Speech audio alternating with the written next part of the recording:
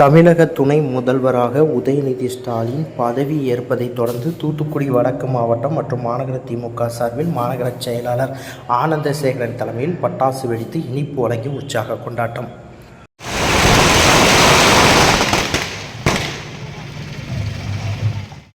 தமிழக அமைச்சரவையில் மாற்றம் செய்யப்பட்டு இளைஞர் நலன் மற்றும் விளையாட்டு மேம்பாட்டுத்துறை அமைச்சராக இருந்த உதயநிதி ஸ்டாலின் துணை முதல்வராக அறிவிக்கப்பட்டுள்ளார்.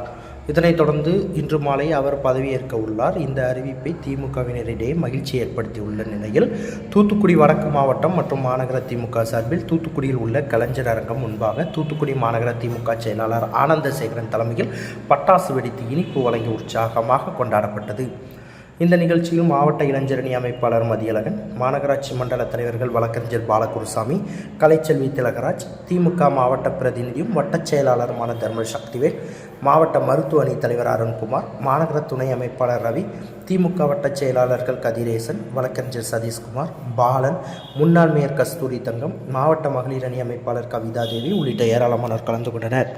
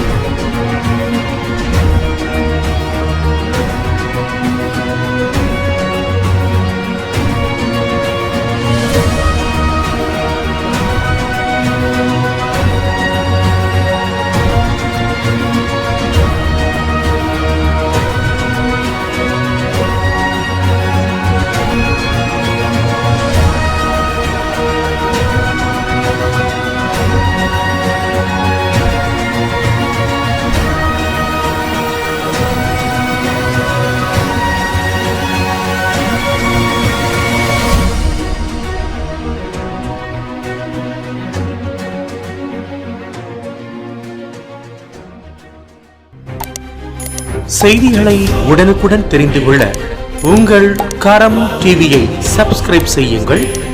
அதோடு பெல் பட்டனையும் கிளிக் செய்யுங்கள்.